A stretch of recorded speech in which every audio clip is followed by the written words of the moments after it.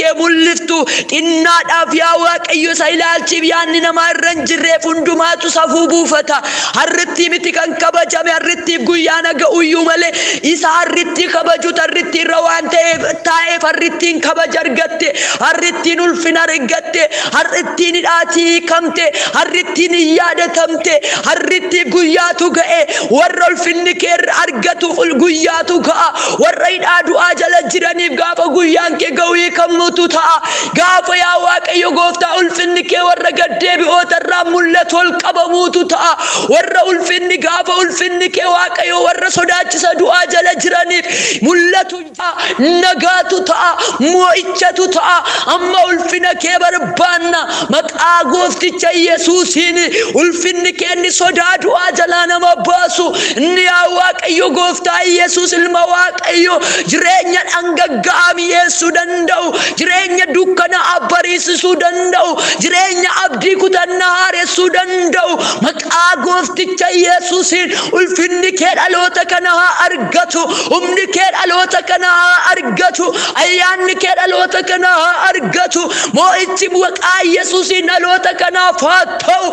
Amma sa'aatii kana abdiin qabu, jireenyan qabu, nagaan qabu, humnan qabu, firan qabu, qabeenyan qabu. Kan koo duwwaadha, abdiin koo duwwaadha, kiisiin koo duwwaadha, akkaawuntiin koo duwwaadha, jireenyi koo duwwaadha kan jedhani maqaa goofticha Yesuusiin. Namni ulfina kee argu qaawwasa arguu hin danda'u.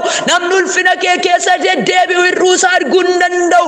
Maqaa goofticha Yesuusiin ija foonii isa ulfina kee jalaa dhoksee qaawwatti agarsiisu maqaa Yesuusiin golgaa dukkanaa irraa tarsaaftee ulfina kee wajjin wal arguu akka danda'an maqaa Yesuusiin ijji dhaloota kanaa abbanamu. Yaa Waaqayyo Saa'ol gaafa yaa Waaqayyo gooftaa xalayyaa badiisaa baatee adeemu sana, gaafa yaa Waaqayyo amantoota ari'achuu waldaa kiristaanaa gubuuf adeemu sana ati ajandaasaa jijjiirte. Yaa Waaqayyo waaqarraa baatinii keetti ibsite ulfina Saa'ol irra jiru sana lafaan dhoofte. Saa'olis guyyaa sadii halkan sadii nyaata malee bulee ijji isaa si injaame, ijji isaa inni foon inni gara du'aatti gara badiisaatti geessu sun injaame. Agartuun isaa inni si wajjin wal arguu hin banameefi gaafa agartuun isaa banamu jireenyi isaa jijjiirame, amalli isaa jijjiirame, yaanni isaa jijjiirame, hojiin isaa jijjiirame, sagantaan isaa jijjiirame. Innis immoo nama kee ta'e, ergamaa kee ta'e, nama siif ergamu ta'e, nama siif hojjetu ta'e maqaa Yesuusiin nan jedha. Yaa Waaqayyo gooftaa namni siif jiraatu, namni ulfina kee keessa jiraatu waan jiraatuuf hin wallaalu, akkamitti akka jiraatu eenyuuf akka jiraatu hin wallaalu, eessa akka dhaquuf garamitti akka deemu hin wallaalu. Maqaa gooftaa Yesuusiin ani karaa kee si hubachiisa, daandii ati irra deemtu sin barsiisa, eeyyee sin gorsa, ija kootiin sin to'adha. Ati garuu akka fardaaf gaangoo irra waan hin hubanne hin ta'in jettee Waaqayyo Israa'elootatti inni dubbatte. Har'as Waaqayyo nuti qajeelfama kee barbaanna, gorsa kee barbaanna, ajaja kee barbaanna maqaa Kiristoosiin. Ajandaan dhaloota kanaa, sagantaan dhaloota kanaa, jireenyi dhaloota kanaa, seenaan dhaloota kanaa maqaa goofticha Yesuusiin haa jijjiiramu. Humna maqaa Yesuusiin haa jijjiiramani. Waaqayyo haa jijjiiramani. Iddoo kaleessaatti yaa Waaqayyo haala rakkisaa, haala gadi bu'aa sadarkaa gadaanaa keessatti maqaa Yesuusiin deebi'ee diinni isaanii isaan hin argin ulfinatti haa darbani, jireenyatti haa tarkaanfatani, mo'icha haa argatani. Humna maqaa Yesuusiin humna kee haa hidhatani, harka keetiin harki isaanii haa qabamu. Humna maqaa Yesuusiin ulfina kee keessatti ufaa argani. Haleluuyaa. Yesuus galatoomi, bara baraan eebbifami. Gaarummaa kee tola kee hundumaaf saa galatu. Isa kanaan kan mormu ergamni dukkana, kaayyoon seexana, ajandaan jallinaa, yaanni caasaan seexana, mareef masaraan seexana maqaa Kiristoosiin kan rukutame haa ta'u, kan diigame haa ta'u, kan waraaname haa ta'u, kan nyaatame haa ta'u, humna dhiiga Kiristoos Yesuusiin nagaa dhalootaa, eebba dhaloota, mul'ata dhaloota, kaayyoo dhaloota, abdii dhaloota, abjuu dhaloota kan nyaatu bageetaa ba'Yesuusim abidda keenaa nyaatamu, billaa keenaa qeexxaamu, humna maqaa Yesuusin daaraa godheera. Makra hadina Thomas pena Thomas palalota mama maradia eye kayas morra dona Thomas pena tika mama wata kama radina Toma ya secredias morra dona Toma. Hallelujah. Galanni sifato maqaanki eebbifam maqaa Yesuusin amen. Waaqayyo sinaa eebbisu sagalee waaqayyo gabaabinaan erga waliin dubbifanne dhumarratti kadhanna. Waaqayyo sinaa eebbisu sagalee waaqayyo akkas jedha. Wangeela Maatiyos boqonnaa 9 lakkoofsa 1 kaasee nan dubbisa. Maqaa Yesuusin akkas jedha. Yesuus bidiruu yaabbatee bishaanicha ce'ee gara mandara isaa dhufe. Kunoo jarreen tokko nama dhaqni isaa gar tokko du'ee siree irraa ciibsanii gara isaa fidan. Yesuus namicha isaa dhaqni isaa gar tokko du'een, ilma koo jabaadhu, cubbuun kee hundinuu siif dhiifameera jedhe. Kana irratti barsiisonni seeraa keessaa kan namni kun Waaqayyoon arrabsaa jedhanii garaa isaaniitti hin dubbatan. Yesuus garuu yaada isaanii beekee, maaliif garaa keessan keessatti hamaa yaaddu? Kamtu salphaadha? Cubbuun kee siif dhiifameera jechuu moo yookiis ka'iitii adeemi jechuu? Garuu ilmi namaa lafa irratti dhiifamuu cubbuu kennuudhaaf aaboo akka qabu beekaa isaanin jedhe. Isaan isa dhaqni isaa gar tokko du'een immoo ka'iitii siree kee fudhadhu mana keetti galii jedhe. Namichi yommus ka'ee mana isaatti hin gale. Namoonni kana yommuu argan na'anii Waaqayyo isaa aaboo akkasii namootaaf kenneefis woqubaa dhiyeessan jedha. Ameen. Galanni Kiristoos Yesuusiif haa ta'u. Iddoo kanatti namicha dhaqni isaa gar tokko du'ee argina. Namichi kun dhaqni isaa gar tokkoon du'eera. Dhaqni isaa gar tokkoon du'e jechuun maal jechuudha yoo jenneefi dhaqni isaa gar tokkoon hojii kan hin hojjenne jechuudha. Faayidaarra kan hin oolle yookiin hojiirra kan hin oolle jechuudha. Socho'uu kan hin dandeenye jechuudha. Qaamni gar tokkoon nama kanaa du'aa jechuudha. Walumaa galatti du'a waan waa'een baafa, du'a waan hojii hojjechuu hin dandeenye, du'a waan faayidaarra hin oolledha. Kanaaf namni kun wanta jiraachuudhaaf abdii guutuu hin qabneef gara Yesuus Kiristoositti geessane. Yesuus Kiristoos gara ciisa bishaan gamatti erga ce'ee booddee nama kanaan, yaa ilma koo cubbuun kee siif dhiifameeraatii nagaadhaan dhaqii ittiin jedha ture. Hallelujah. Galanni Waaqayyo isa jiraataaf haa ta'u. Yaa ilma koo jabaadhu, cubbuun kee siif dhiifameera. Yaa ilma koo jabaadhu, cubbuun kee siif dhiifameera jedhe.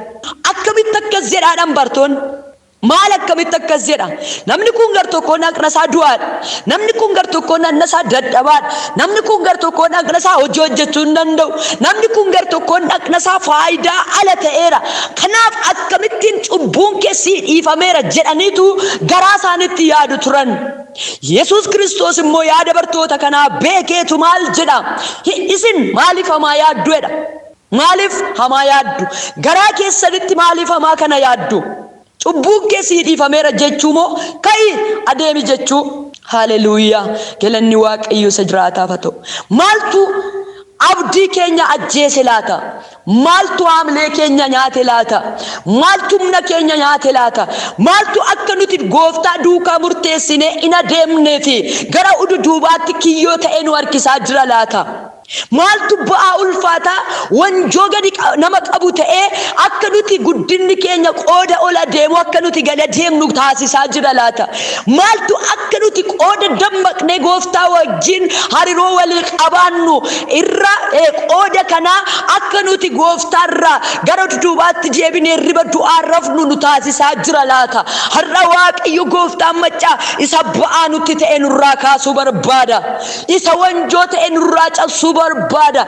Nama kanatti ba'aa ta'ee kan ulfaate, nama kanatti hidhaa ta'ee jireenya isaatti kan xaxame, nama kana gar tokkoo dhaqna isaa kan ajjeese, jireenya isaa ispaardii kan godhe, jireenya isaa paralaayistii kan godhe.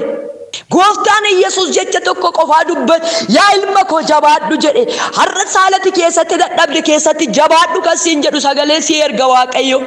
Har'a saalati kufte keessatti ka'ii adeemi kan siin jedhu sagalee si erga Waaqayyo. Ati garuu Waaqayyotti dhiyaadhu, Waaqayyo wajjin harroo qabaadhu.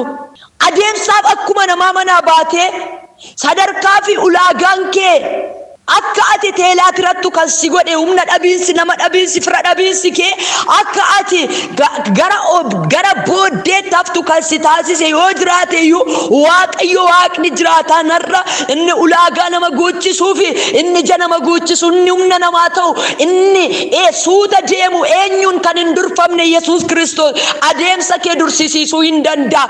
Garuu ati Waaqayyo wajjin walitti dhiyeenya qabaadhu. Yaa ilma koo jabaadhu, cubbuun kee sii dhiifameera. Yeroo itti cubbuun kee sii dhiifameera jedhu namni kun gar tokko dhaqna isaa kan du'e hin fayye. Hojii ala kan ta'e gara hojiitti, gara socho'uutti, gara lubbuu godhachuutti dhufe. Maali jennaan cubbuun kee sii dhiifameera jedhe Yesuus. Haleluuyaa. Nama kana kan ajjeese, ba'aa ulfaataa kan itti ta'e, wanjoo ta'e nama kanarra kan taa'e, gaafa cubbuun kee sii dhiifameera jedhe ilma Waaqayyo Yesuus Kiristoos safoon namni dadhabaan kun uffannu uffatee gara biyya lafaa cubbuu ilmaan namootaa dhiisee fi Waaqayyo abbaa wajjin walitti nu araarsuu dhufe kun gaafa afaan isaatiin cubbuun kee sii dhiifameera jedhu tokkoonsa dadhabe sanarraa hin ka'e. Ati sar'a lafa jirtu, lafatti kufte, lafatti dadhabde, lafatti humni kee dhume, lafatti abdiin kee dhume, lafatti sitti dukkana, lafatti jireenya sitti hadhaa'e keessa harki Waaqayyo qabee si kaasa. Haleluuyaa. Galanni Waaqayyo isa jiraataaf haa ta'u. Haleluuyaa. Qulqulluuf qajeelaa waan ta'eef cubbuu keenya hundumaa nuuf inniisa, jallina keenya hundumaattis immoo nu qulleessa.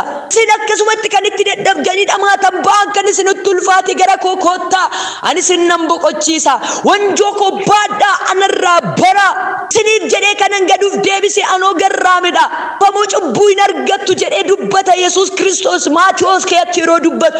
Egaa Yesuus Kiristoos duratti ba'aa ofii fidatanii, cubbuu ofii fidatanii gaafa isa duratti dhiyaatanii inni Waaqa cubbuu namaaf dhiisuuf gara biyya lafaa kanaa dhufedha waan ta'eef cubbuu keenyatti nu qulleessa. Inni guddaan yaada garaa geeddarannaa dhabuu dadhabu, cubbuu hojjetan beekanii Waaqayyotti dhiyaatanii Waaqayyoon araara kadhachuu dadhabu, cubbuu fi Waaqayyoon uffachuun eeyyanii dhumni isaa du'a akka fidu sagalee Waaqayyo akkuma dubbatu.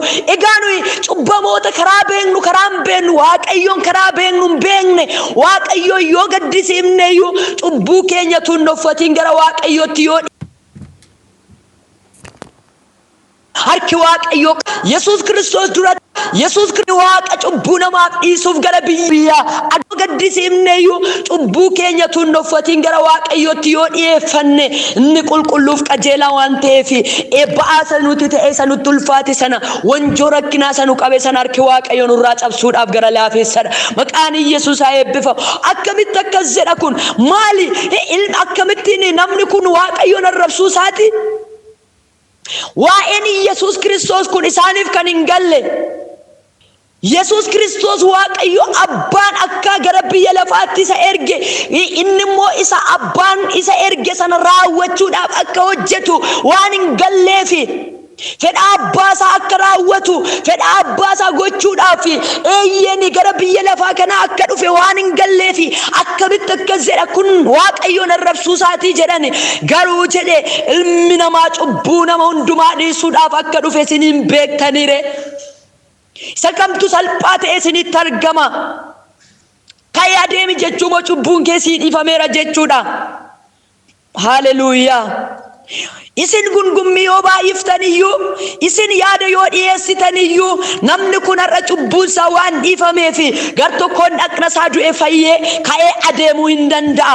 Har'as Waaqayyo Gooftaan utuma warri fayyina keetti daangaa ta'an, eebba keetti, guddina keetti, mul'achuu keetti daangaa ta'an utuma jiranii Waaqayyo Waaqni jiraataan cubbuu kee siif dhiisee haleluuyaa wanta si qabe, wanta si boosise, wanta kiyyoo ta'e sitti xaxame, wanta boolla ta'e jireenya kee liqimsuudhaaf si nyaachuudhaaf afaan sitti banu sana cufee Waaqayyo Waaqa jireenya namaaf kennuu danda'udha. Kanaaf hin sodaatin. Waaqayyo inni si wajjin jiru jabaadha. Waaqayyo inni si wajjin jiru danda'aadha. Waaqayyo inni nu wajjin jiru amanamaadha. Hin sodaatina. Haleluuyaa. Addunyaa kanarra wanti jireenya namaa sodaachisan baay'ee yoo fakkaatan illee baay'ina diinota keenyarra caaleenni nuuf lolu Waaqayyo waan nu wajjin jiruuf moo'ichi kan ijoollee Waaqayyooti, moo'ichi kan keeti. Galanni Yesuusiif haa ta'u. Waaqayyoon kadhanna. Ati jabaa, ati guddaaf danda'a, beekaa, sirrii qajeelaadha. Maqaa Gooftaa Yesuusiin ilma Waaqayyo hangafa nagaa galanni siif haa ta'u. Tola gaarummaa baay'ina araara kee hundumaaf si haa galatu. Maqaan kee Waaqa irratti lafa irratti haa eebbifamu. Obboleettiin tokko jirta.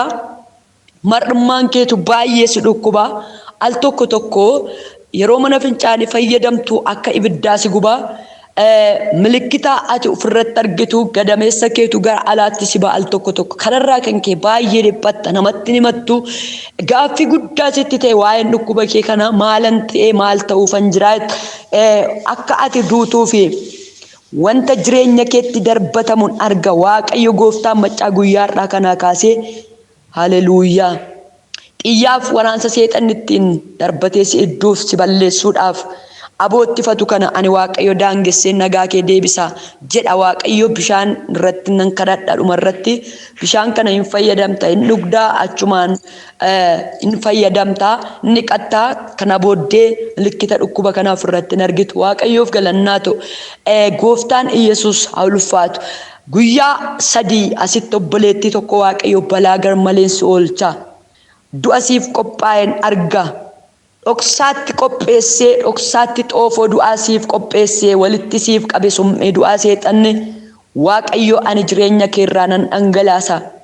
Milikkita ooluu keetii ani Waaqayyo Gooftaan si wajjin jiraachuu koon ulfinaan mul'isa. Garuu qindoominniif karoorri beeku sirratti hin ta'udha. Waaqayyo Gooftaan ulfaatu. Akkasuma nama 3tu jirtu. Namni 3 kana keessaa obboleettiin tokko sammuu kee kana si waraana. Yeroo sammuu kee kana si waraanu ija kee keessaa akka waan iji kee kun buqqa'ee si keessaa lafa bu'utti gadi si dhiiba. Gadi si dhiiba. Sammuu kee keessaa waraansa yommuu sitti dhaga'amutti ka'u ija kee kana keessaa si dhiiba. Baay'ee si dhiphisa. Akkasuma nama 2tu jirtu. Nama 3 kana keessaa obboleettiin tokko paartii gar tokko mataa kee karaa mirgaa kanatu cal jedhee si hadooda, si du'a.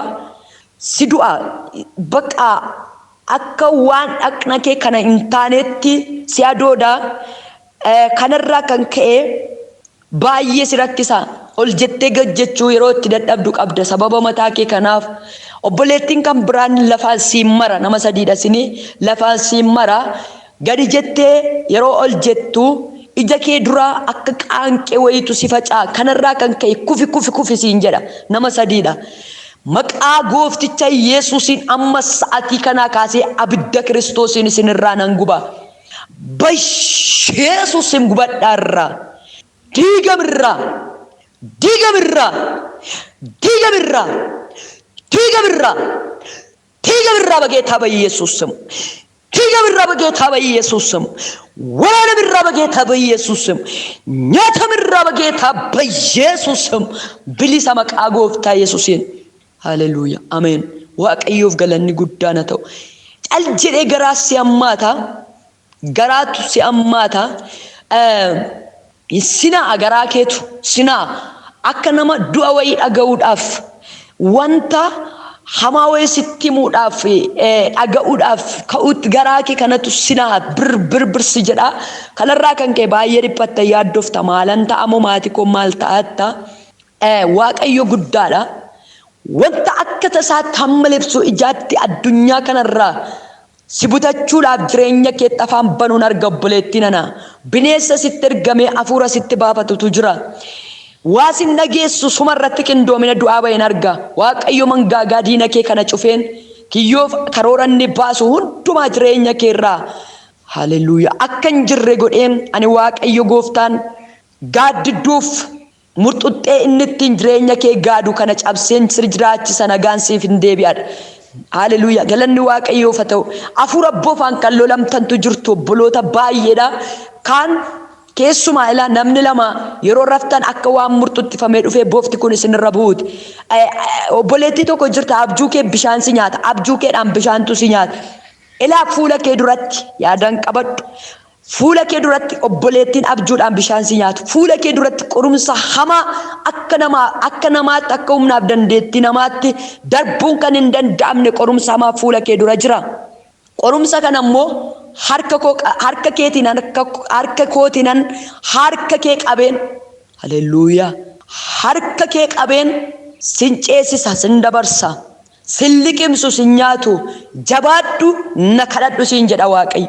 Ilaa obboleettiin abjuu kana argite jabaadhu na kadhadhu. Oolchuu koo gargaaruu koo argitee ana Waaqa keessa si oolchuu hin galateeffatta. Ani inni si oolchu moo si wajjinan jira Waaqayyo. Galanni Yesuusiif haa ta'u. Abbaa galanni siif haa ta'u. Bara amma bara baraatti eebbifame. Maqaan kee haa ulfaatu. Ilaa obboloonni hafuura boofaan lolamtan bishaan irratti kadhatamu mana keessa jirtan kee facaasaa. Namni lama akka waan murxuxxifamee dhufee darbatame isinirra buuti. Irriba keessaa dammaxxanii wareertanii yeroo kaatan qabdu. Akkasuma immoo yeroo kadhattan jilgeenfattan yeroo kadhattan bineensuma dhufeetu wanta jireenya keessan kanarra bu'ee isin idduudhaaf isinitti fiigu fakkaatee ija keessan dunuunfattanii kadhattu garuu hin argitu. Yeroo kanatti immoo sodaattanii naatanii kadhatallee dhiiftan yeroo kaatan qabdu. Jabaadhaa, amantii qabaadhaa. Ani Waaqayyo summii darbatamee isin idduudhaaf haleluuyaa isinitti faca'u kana ani Waaqayyo jireenya keessan irraa nan dhangalaasa. Bineensi kun isinirraa hin du'a. Hafuuraan fooniin kan darbatamu isinitti Waaqayyoon hin ajjeesa. Abidda kootiin isinirraa daaraa godha. Jabaadhaa na kadhadhaa natti of kennaa amantii qabaadhaadha Waaqayyo. Gooftaa galanni siif haa ta'u. Bara baraan eebbifame. Gaarummaa kee tola kee araara kee hundumaaf ulfaadhu. Amma sa'aatii kana maqaa Abbaa maqaa Ilmaa hafuura qulqulluu sadan Waaqayyo tokkoon jedheera. Bishaan kana dhiigaaf abidda Kiristoos Iyesuusitti geeddareera. Dhiiga abidda Kiristoositti geeddareera. Dhiiga abidda Iyesuusitti geeddareera. Dhiigaaf abidda Iyesuusitti geeddareera. Maqaa du'aa ka'uu Kiristoos Iyesuusiin dhiigaaf abiddatti geeddareera. Dhiigaaf abiddatti geeddareera. Dhiigaaf abiddatti geeddareera. Maqaa Gooftaa Iyesuusiin hafuuraan kan lolaman fooniin maqaa Iyesuus Kiristoosiin ilaa namni kaleen garmalee si dhukkubu uffanni si qabu yoo sitti bu'e baay'ee kan si dhikkifatu akkasuma duddi kee baay'ee kan si dhukkubu dudda keetu baay'ee si dhukkuba. Nama lama waraansa lapheen rakkattu obboleettii tokko harma keetu si dhukkuba. Ilaa obboleettiin kaleen si dhukkubu yeroo bishaan kana dhiiga Kiristoos jettee dhuddu akka waan nama shaamaa baqsuutti yookiin peestaalii baqsuutti waan si keessaa baqee dhangala'uun arga. Waaqayyo Gooftaan du'aaf humna du'aa kana jireenya kee irraa cabsee maqaa Gooftaa Yesuusiin nan jedha sa'aatii kanaa kaasee dhukkuba beekamu dhukkuba hin beekamne dhukkuba dhokataa dhukkuba mul'ataa dhukkuba maqaa qabu maqaa hin qabne maqaa Gooftaa Yesuusiin bishaan kana dhiiga Kiristoositti geeddaree baqseera. Dhukkuba kana keessaa baqseera. Jireenya keessan kee sammuu keessan kee kalee kan Daawit Waaqayyo ifa kooti fayyina kootis yoos immoo eenyu nan sodaadharee Waaqayyo da'oo jireenya kootiiti eenyu durattan perperamaaree warri hamaa hojjetan ana nyaachuuf yommuu anatti dhiyaatan warri na cunqursanii fi warri diina kootii ana irratti yommuu kaan ofuma isaaniitii gufatanii kufu. Duulli na marsee yoo buufateeyyuu garaan koo hin sodaatu. Lolli yoo anatti ka'eeyyuu ani hin shakku. Ani Waaqayyoo waan tokkicha nan kadhadha. Isa argachuu nan barbaada. Innis bara jireenya koo hundumaa mana Waaqayyoo keessa jiraachuu gaarummaa Waaqayyoo hojjetu ilaaluu mana qulqullummaa isaa keessattis isa yaadachuudha. Inni guyyaa wanti hamaan anarra ga'utti mana isaa keessa na kaata. Suuqa godoo isaa keessa na dhoksa. Nagaattis kattaatti ol na baasa. Ammas diinota naannoo koo jiran irratti mataan koo oliin jedha. Anis sagalee gammachuu dhageessisaa godoo isaa keessatti qalma nan dhiyeessa. Faarfannaadhaan Waaqayyoon nan faarfadha. Sagalee mi'a faarfannaa garaa garaas nan dhageessisa. Yaa Waaqayyo, Sagalee ani ittiin si waammadhu anaaf dhaga'i. Araara anatti argisiisi. Kadhata koos anaaf dhaggeeffadhu. Ati fuula koo barbaaddadhu akka jette yaadni garaa koo anatti hima. Ammas ani fuula kee nan barbaaddadha. Yaa Waaqayyo, fuula kee ana duraa hin dhoksin. Garbicha kee dheekkamsaan ofirraa hin deebisin. Ati gargaarsa naaf taateetta. Ana hin gatin. Ana hin dhiisinis. Yaa Waaqayyoo fayyina koo. Abbaan koof haati koo yommuu na dhiisan, Waaqayyo immoo simee ana hin fudhata. Karaa kee na barsiisi. Yaa Waaqayyo, sababii warri adeemsa koo caqasan jiraniif, ati daandii qajeelaa irraa na gaggeessi. Warri sobaan dhugaa bahan, dubbii hamaa afaan isaanii keessaa gadi jijjigsaa anarratti waan ka'aniif, fedha diinota kootiitti ana hin kennin. Haa ta'u iyyuu malee, biyya warra jiraatoo sanatti Waaqayyo gaarii ta'uu isaa arguuf akkan jiru nan amanadha. Waaqayyoon eeggadhu, jabaadhus, laphee jabaadhu, Waaqayyoonis eeggadhu. Macaafa faarfannaa 28. Waammanni gargaarsaa dhaga'amee galanni dhi'eeffamuu kan Daawit. Yaa Waaqayyo, si kattaa jabaa kootti nan iyyadha. Ati ana jalaa hin didin. Akka warra boollatti gad bu'anii akkan hin taanetti ati ana jalaa calluman jedhin. Harka koo mana qulqullummaa kee keessaa gara iddoo isa hundumaa irra caalaa qulqulluutti yeroon ol kaafadhu sagalee himata koo isa ani gargaarsaaf sitti iyyadhu anaaf dhaga'i. Warra jallootaa wajjin, warra hamaa godhanii wajjinis ana hin butin. Isaan garaa isaaniitti hamaa yaadu, afaaniin immoo nagaa namatti hin dubbatu. Ati akka hojii isaaniitti, akka gochaa isaanii isa hamaatti isaaniif kenni. Akka hojii harka isaaniitti isaaniif kenni. Amala isaan argisiisaniif waan ta'u isaanitti deebisi. Isaan gocha Waaqayyoo yookiis isa harki isaa hojjete waan hin ilaalleef, inni isaan hin diiga malee deebi'ee isaan hin ijaaru. Sagalee himata kootii waan anaaf dhaga'eef, Waaqayyoon nan jajadha. Waaqayyo aangoo kooti, gaachana kootis, garaan koo isa hin amanata. Ani gargaarsa argadheera, kanaafis garaan koo in ililcha. Faarfannaa kootiinis galata isaaf nan galcha. Waaqayyo aangoo saba isaatiiti. Isaa ofii dibee moosiseefis gargaarsaaf da'oodha. Ati saba kee oolchi, warra kan keetis eebbisi. Bara baraan tiksee isaanii ta'iif ol fuudhii isaan baadhus. Macaafa faarfannaa 29. Aangoon Waaqayyoo qaqawwee keessaa mul'achuu isaa. Faarfannaa Daawit. Yaa warra Waaqarraa Waaqayyoof ulfina dhiyeessaa. Aangoon Waaqayyoos beeksisaa. Ulfina maqaa isaatiif ta'u Waaqayyoof dhiyeessaa. Qulqullummaa akka mi'a miidhaginaatti naqadhaatii Waaqayyoof sagadaa. Sagaleen Waaqayyoo galaana irraa hin dhaga'ama. Waaqayyo inni ulfina qabeessi hin qaqawweessaa. Inni galaana gurguddaa irrattis waaqayyummaa isaa in argisiisa. Sagaleen Waaqayyoo humnaan hin dhaga'ama. Sagaleen Waaqayyoo surraadhaan hin sochoosa. Sagaleen Waaqayyoo muka gaattiraa hin caccabsa. Waaqayyo muka gaattiraa tulloota Libaanoon in caccabsa. Inni tulloota Libaanoon akka jabbii, tulluu Siiriyoonis akka dibicha gafarsa in burraaqsisa. Sagaleen Waaqayyoo balaqqeessa akka biddaa in finiinsa. Sagaleen Waaqayyoo lafa duwwaa in sochoosa. Waaqayyo lafa duwwaa isa kan Qaadesh in sochoosa. Sagaleen Waaqayyoo qilxuu ofirra naannessa. Mukeetti caakkaa irraas baalaaf damee hin cira.